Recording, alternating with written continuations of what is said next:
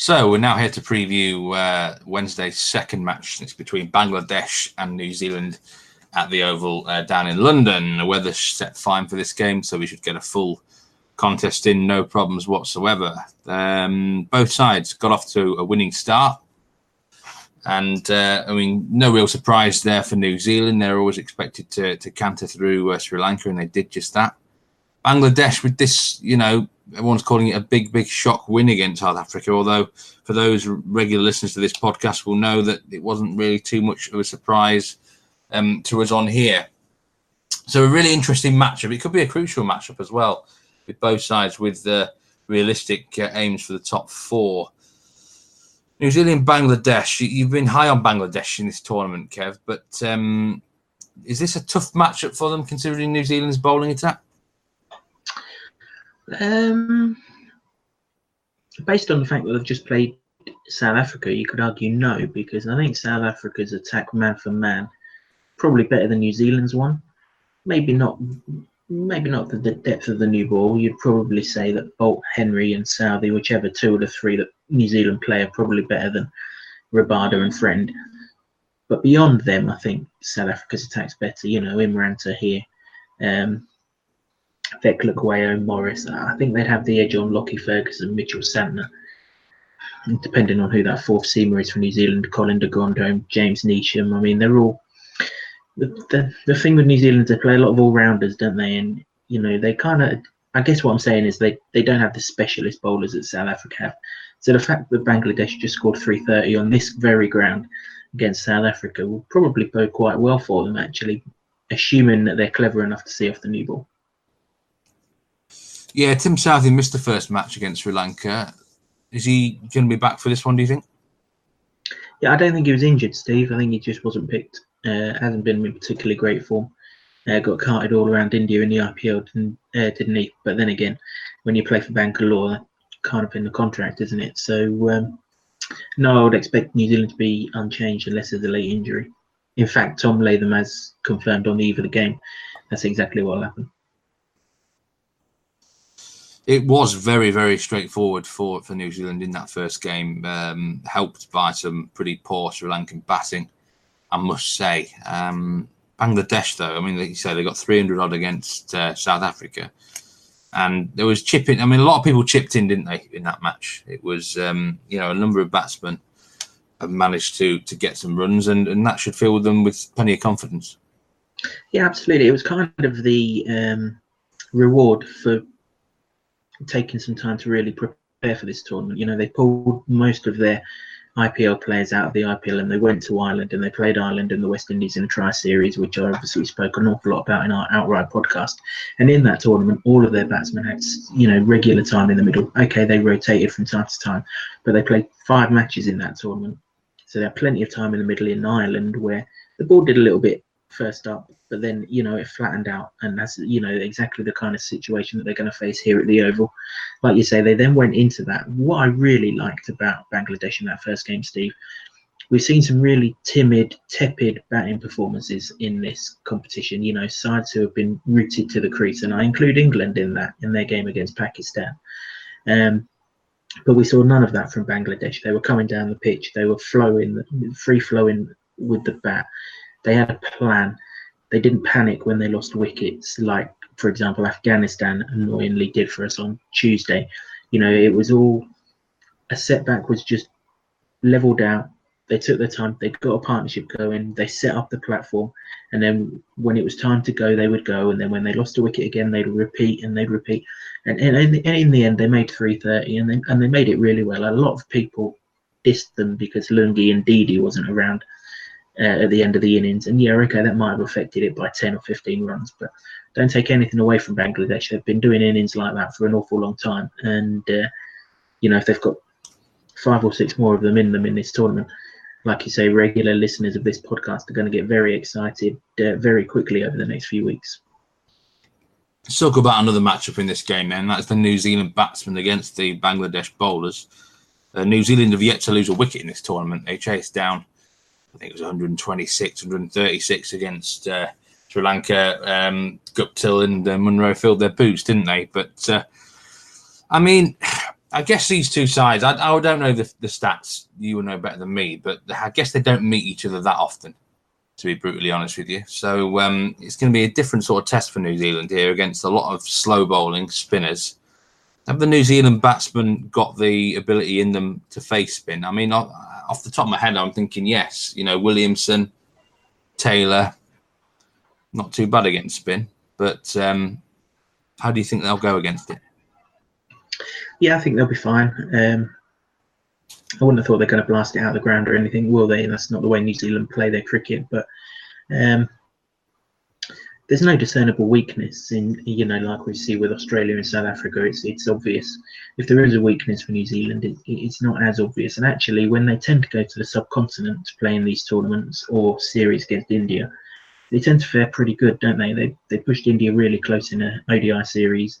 I can't remember if it was the start of this year or the end of last year, but either way, they went really well. Tom Latham had a particularly good series. But you know, if you think back to sort of the last World T20 when it was in India, you know, everyone was like, "Oh, New Zealand can't win out there. They've got no spinners. They can't play spin." Well, actually, they played pretty well and they surprised everyone with their spin bowlers, didn't they? So, yeah, I think they'll be okay. But the thing about the Bangladesh spinners, A, they keep coming at you because there's 3 of them and they're very good, and B, they are so well captained by Mashraf and Mortaza. Helped in part by Steve Rhodes being the coach, the former Worcestershire coach. He's obviously used to playing on a slow, lowish wicket with, you know, medium pace bowlers and canny spinners. That's exactly what he had at Worcestershire. So he knows how to get the best out of those kind of sides and formulate game plans. And I thought their plans against South Africa were really, really good. And just like with the bat, when South Africa were getting away from them, which wasn't very often, it has to be said, but there was a time where David Miller was pushed up the innings and him and Faf du Plessis were going along nicely. They never panicked. He never set defensive fields, Mashraf Mortaza. He kept fielders where wickets could be taken, knowing full well that, you know, if you can have lesser players in at the end, it would really help. And obviously that's how it proved. So yeah, it'll be a test for New Zealand. Obviously, Colin Monroe only knows how to play one way, so he's going to come out all guns blazing. That'll allow Martin Guptill at the other end to get himself in. But I don't see any reason why they won't play well. They may not blast the spinners out of the ground, but they'll have to box clever. But I mean, they're good enough batsmen. You just mentioned two of the finest there's ever been in New Zealand cricket, Kane Williamson and Ross Taylor. So yeah, they'll be fine against the bowling.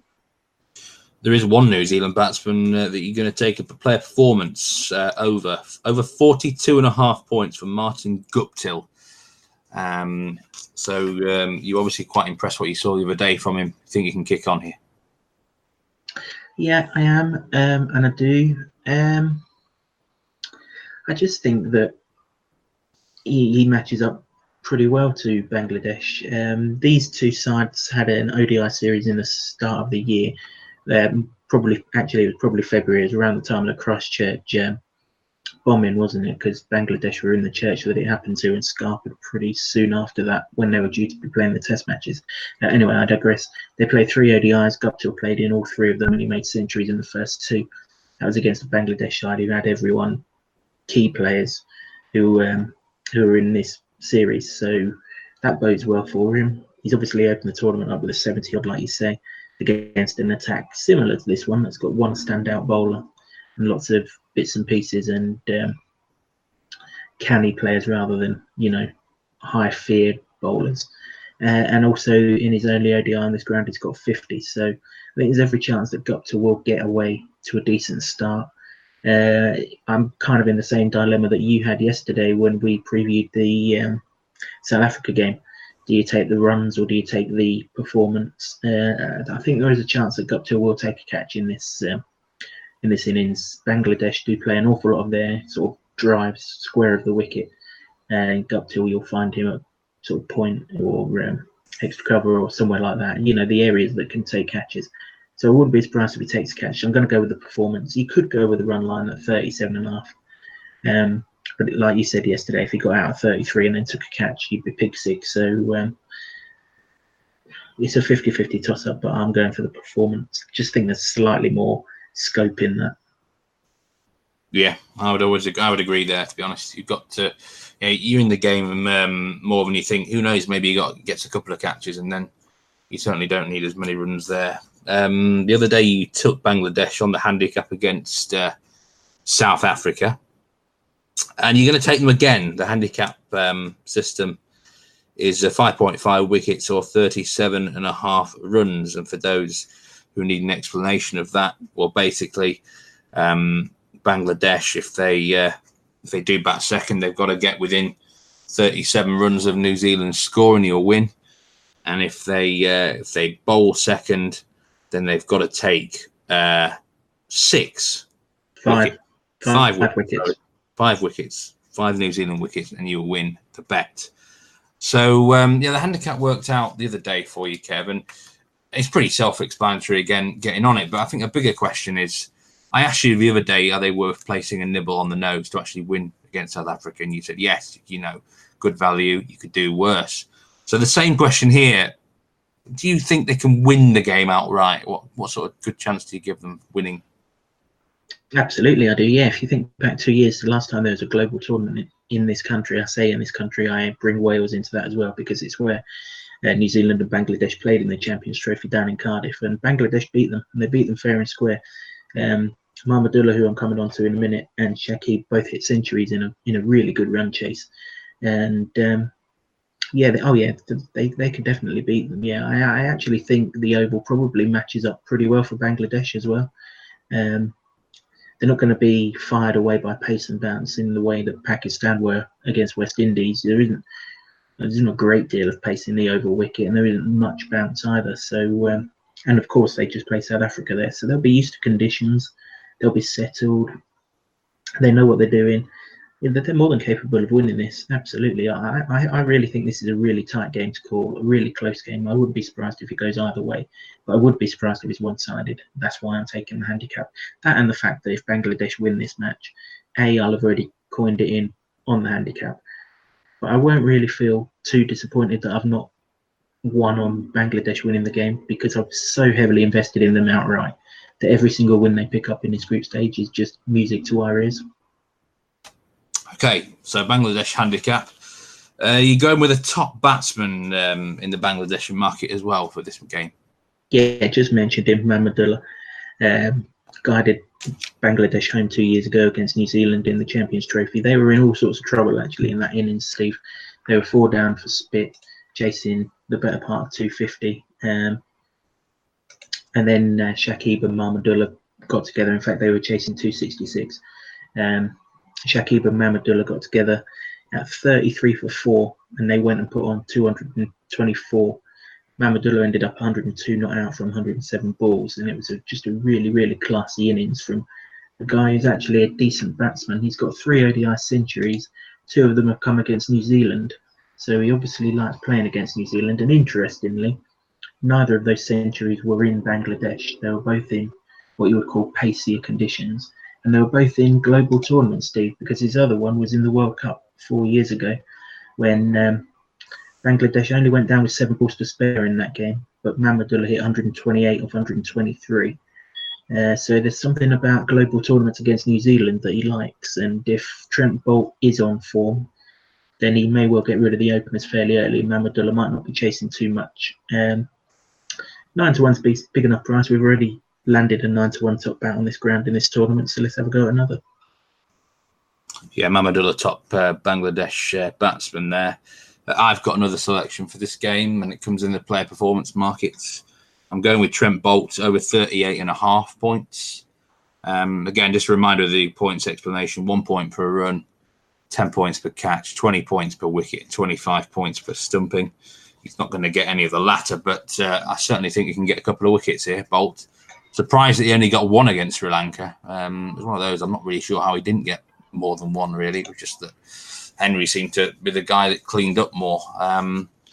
But he's good enough, certainly, to get a couple of wickets in this game, I think. I'd expect him to nab 1 with a new ball, really.